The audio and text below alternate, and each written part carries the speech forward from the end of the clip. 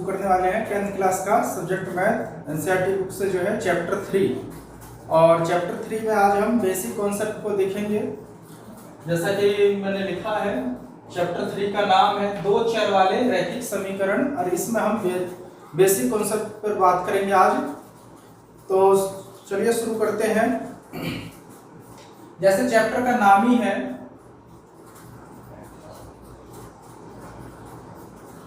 Chapter हमारा है दो चर वाले रैखिक समीकरण। चर वाले रैखिक समीकरण।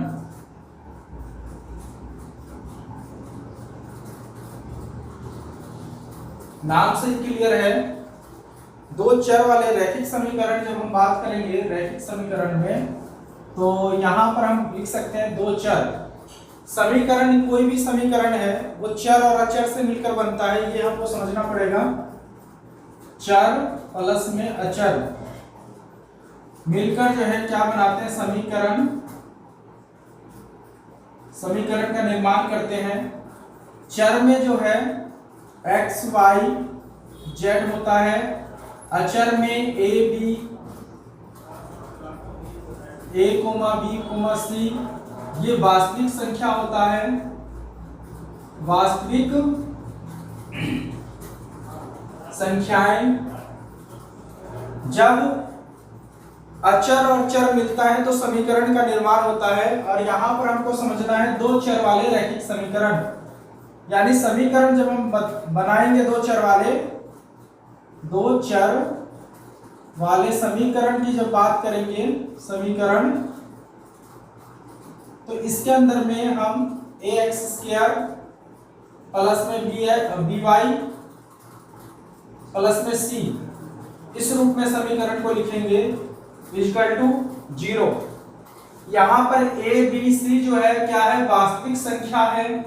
वास्तविक संख्या में मैंने पीछे वीडियो बना रखा है, उसको आप देख सकते हो, चैप्टर 1 में बता रखा है, उसको आप समझ सकते हो। लिंक उसका मैं डिस्क्रिप्शन में डाल दूंगा, तो वहां से आप देख सकते हो। तो यहाँ पर हम जो है समीकरण में वास्तविक संख्या होता है ये, और यहाँ पर दो चर होंगे हमारे पास में, क्या है, x और y। ये दो चर कहलाएगा, x और y दो चर है यहाँ पर। इसी प्रकार से हम समीकरण को जैसे संख्या में लिखना हो तो लिख सकते हो, कुछ भी लिखा जा सकता है, जैसे 2x² प्लस में 3y प्लस में 5 इक्वल टू 0। तो इस तरीके से हम जो है समीकरण को लिख सकते हैं, दो चर वाले समीकरण को। ये हमको समझना है। यहाँ पर दो चर वाले समीकरण में x और y दो चर होगा।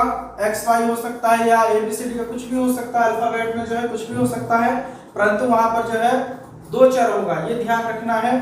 और उसके बाद जो है दो चर वाले रैखिक समीकरण को, नंबर 1 तो आपको ये समझ में आ गया कि दो चर वाले रैखिक समीकरण होता क्या है। तो हम बता सकते हैं दो चर में चर और अचर से मिलकर समीकरण बनता है, और उसमें जो है x और y, या इसके जगह पर az² प्लस में bx ऐसे भी लिखा जा सकता है। समीकरण मतलब हमारे पास में दो चर होने चाहिए, दो चर, ठीक है ना। और प्लस में कुछ भी वन या कुछ भी लिख सकते हैं। ध्यान देने वाली बात यहाँ पर क्या है कि हमारे पास में दो चर होना चाहिए, इसी को बोलते हैं दो चर वाले रैखिक समीकरण। अब यहाँ पर जो है सेकंड है, दो चर वाले रैखिक समीकरण को जो है हल करने के लिए, निम्न प्रकार से हल करने के लिए या निरूपित करने के लिए दो विधि है यहाँ पर चैप्टर 1 में। जैसे ये हमारा जो है फर्स्ट इसका हो गया। सेकंड अगर हम इसमें समझना चाहें, सेकंड है क्या, इसमें इंपॉर्टेंट बात में अगर हमको ध्यान रखना है, तो यहाँ पर जो है दो चर वाले रैखिक समीकरण को जो है लिख सकते हैं दो चर वाले रैखिक समीकरणों या समीकरण को हल करने के लिए निम्न विधि होता है। विधि है, जैसे यहां पर हम लिख सकते हैं, पहला इसके अंदर हम क्या बता सकते हैं, इसके अंदर हम बता सकते हैं ग्राफीय विधि है। एनसीईआरटी बुक में आपको जो ये पूरा मिल जाएगा, देखने को मिल जाएगा, उसमें जो है बेसिक कॉन्सेप्ट में जो है लिखा भी है। दो चर वाले रैखिक समीकरण को एक विधि है ग्राफीय विधि।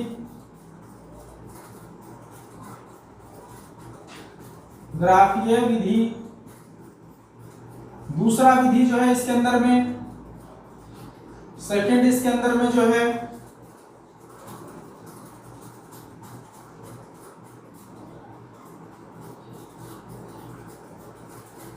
बीजगणितीय विधि।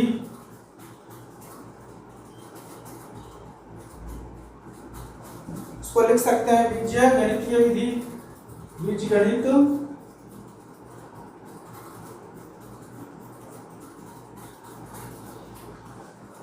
गणितीय विधि। दो तरीका है, पहला तरीका है ग्राफीय विधि, दूसरा है बीजगणित विधि। ग्राफीय विधि में क्या है, जब रैखिक समीकरण युग्म का ग्राफ दो रेखाओं द्वारा प्रदर्शित किया जाता है तो ग्राफीय विधि भी तीन प्रकार से यहाँ पर हम समझ सकते हैं। पहला यहाँ पर जो हम समझ सकते हैं, ग्राफीय विधि में जो है फर्स्ट होता है ग्राफीय विधि में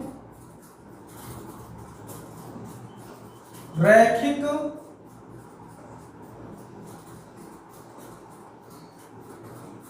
रेखीय समीकरण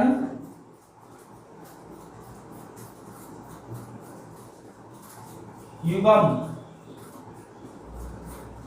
का ग्राफ दो रेखाओं द्वारा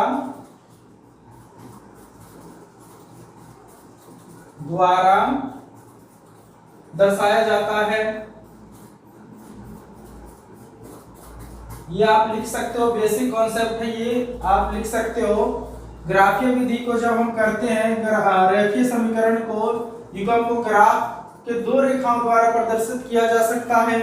यहाँ पर नंबर एक इसके अंदर में हम देखते हैं क्या क्या होता है। तो नंबर एक जो है इसके अंदर में, जब दो रेखाएं एक बिंदु पर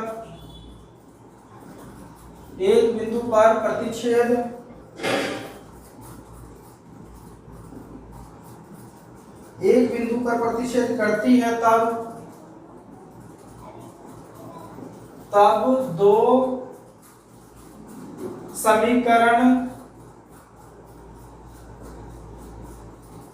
समीकरणों का जो है अद्वितीय हल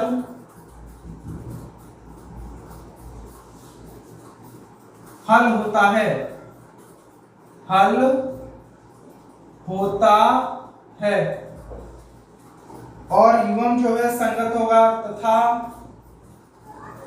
युग्म संगत होता है। यह हमको समझना है। यहाँ पर जब भी ग्राफीय विधि से हम हल करेंगे किसी भी सवाल को, तो रेखीय समीकरण को ग्राफ विधि पर जब दर्शाते हैं तो दो रेखाओं पर दर्शाया जाता है। एक बिंदु पर जो है क्या कर रही है, प्रतिच्छेद। दो रेखा है, एक बिंदु पर प्रतिच्छेद करती है तो क्या होगा, इसका अद्वितीय हल होता है। इसी प्रकार से इसका सेकंड में जो है इसमें लिख सकते हैं, जब रेखाएं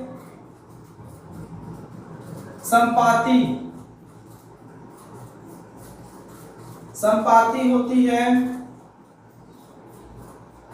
तब अपरिमित रूप से अनेक हल होंगे। अनेक हल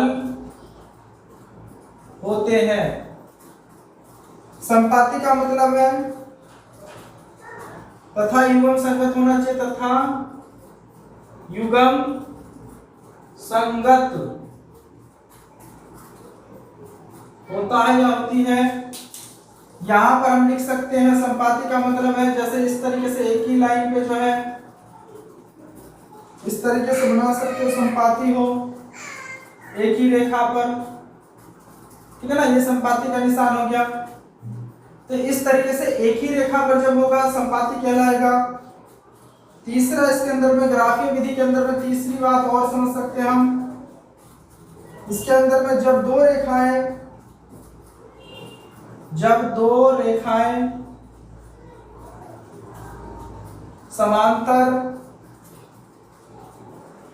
होती है तब कोई हल नहीं होता, तब कोई हल नहीं होता है, तब युग्म असंगत होगा, असंगत होता है। ये कुछ बेसिक बातें हैं, आपके एनसीईआरटी बुक में जो है मिल जाएगा इस तरीके से, ठीक है ना। तो एनसीईआरटी बुक में आप देखोगे तो ये मिल जाएगा एनसीईआरटी बुक में, पेज नंबर मैं बता देता हूँ आपको। एक टेबल है पेज नंबर एनसीईआरटी बुक में 51 पर एक टेबल है, यहाँ से आप इसको देख सकते हो। टेबल में जो ये बातें लिखा हुआ है ये इंपॉर्टेंट है, इसको समझना बहुत जरूरी है। तो यहाँ पर जो है दो विधि से हम कर सकते हैं इसको हल। पहला विधि जो है क्या है, ग्राफीय विधि। तो ग्राफीय विधि में हमको ये तीन बातें याद रखना है। इसमें पहली बात क्या है, रैखिक समीकरण को जो है यहाँ पे ये हम देख सकते हैं, इसी की तीन बातें जो है अंडरलाइन यहाँ कर देता हूं मैं। दो रेखाएं एक बिंदु पर प्रतिच्छेद करती है तब दो समीकरणों का अद्वितीय हल होता है तथा युग्म संगत होगा। और दूसरा सेकंड इसमें हम समझ सकते हैं, जब रेखाएं संपाती होती है तब अपरिमित रूप से जो है अनेक हल होता है तथा युग्म संगत होती है। और जब दो रेखाएं समांतर होती हो, जैसे मान लीजिए समांतर रेखाओं का जो है ऐसा बना सकते हो, आपस में जो है समांतर रेखा का मतलब क्या होता है कि कभी भी काटेगी नहीं दूसरे को, एक दूसरे को, इनके बीच की दूरी हमेशा बराबर होगा और कभी भी मिलेगा नहीं, इसको बोलते हैं समांतर रेखाएं। तो जब भी समांतर रेखाएं होती है तब कोई हल नहीं होता और तब जो है युग्म जो है असंगत हो जाता है। तो ये समझना है, ये यहाँ पर ग्राफीय विधि का हो गया। इसी प्रकार से बीजगणितीय विधि जो है, बीजगणितीय विधि सेकंड विधि जो है उसके बारे में हम समझते हैं, वो तीन प्रकार से हल किया जाता है। चलिए उसको भी समझते हैं।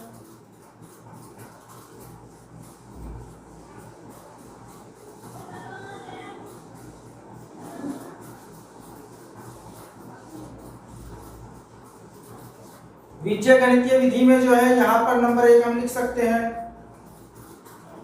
सेकंड है बीजीय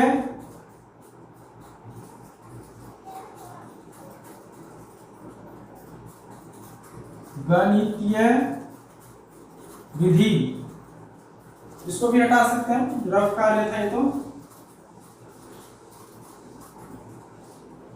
पहले मैंने बता दिया इसको हम हटा सकते हैं। बीजगणितीय विधि, इसके अंदर में जो है तीन तरीके से सवाल को हल किया जाता है। नंबर 1 जो है प्रतिस्थापन विधि,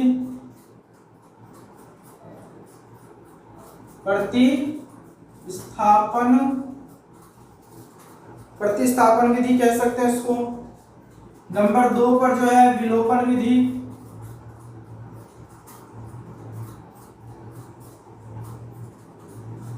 विलोपन विधि। नंबर 3 पर जो है इसके अंदर में देखा जा सकता है विरज गुणन विधि, विरज गुणन विधि, ठीक है ना। ये तीन विधि है बीजगणितीय विधि के अंदर में। तीन विधि के आधार पर सवालों को करना है हमको आगे चैप्टरों में, आगे एक्सरसाइज जब हम करेंगे तो उसमें जो है तीन विधि से इन सवालों को करना है। यहाँ पर एक चीज और है बेसिक कॉन्सेप्ट में ही इसको हम समझ सकते हैं, जैसे कि यहाँ पर जो है अगर हम तीसरे इसमें जो बात करें, यदि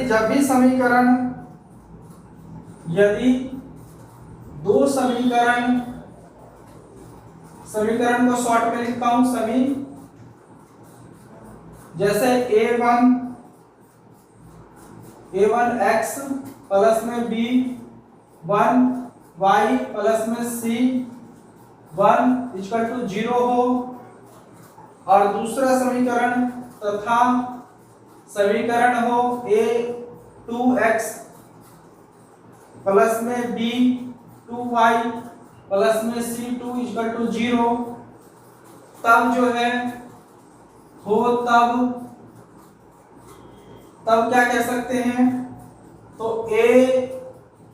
A1 A2 equal to B1 B2 not equal to होगा।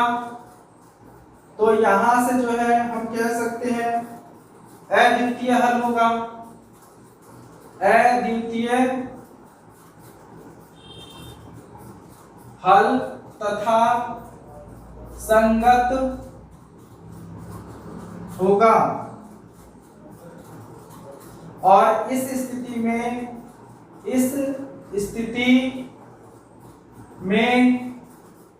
रैखिक समीकरण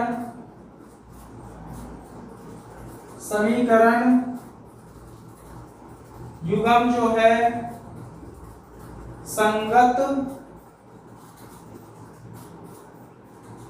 संगत होगा। ये हमको याद रखना है। इसी में सेकंड हमको ये समझना है, जब A1 अपॉन में A2 equal to B1 by B2 not equal to C1 by C2 होगा, तो इस स्थिति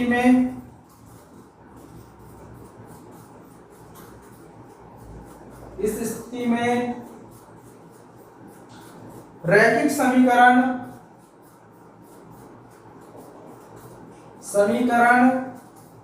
युग्म असंगत होगा, असंगत होता है तथा समांतर भी होता है, तथा समांतर भी होता है। समांतर जैसा कि मैंने बताया, समांतर में क्या होता है, दो लाइन कभी भी जो है आपस में काटती नहीं है, तो समांतर भी होता है।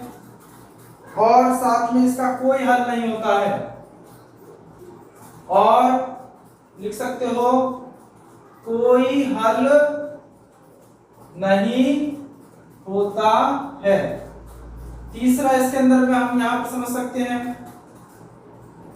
तीसरा जो है A1 बाय A2 हो equal to B1 by B2 हो equal to C1 by C2 हो, सारे बराबर हो जहां पर, वहां पर इस स्थिति में लिख सकते हैं, इस स्थिति में रैखिक समीकरण युग्म संगत होता है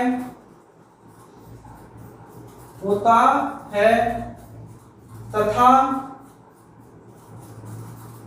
अनंत हल होता है। तो ये कुछ बेसिक बातें हैं जो आपको याद रखना है। जब हम चैप्टर शुरू करेंगे, इसको एक्सरसाइज शुरू करेंगे, तो ये आपको काम आएगा। ठीक है, तो इस तरीके से ये कुछ बेसिक है, इनको ध्यानपूर्वक कीजिए। और कल से हम जो है नेक्स्ट वीडियो जो बनाएंगे उसमें चैप्टर 3 का ही 3.1 शुरू करेंगे। ठीक है, इसको ज़्यादा से ज़्यादा देखिए आप और कमेंट कीजिए। अगर कुछ समझ में नहीं आता तो आगे आपको जो है उस कमेंट्स के माध्यम से आपको जो भी प्रॉब्लम होगा उसको किया कराया जाएगा। चलिए, थैंक यू।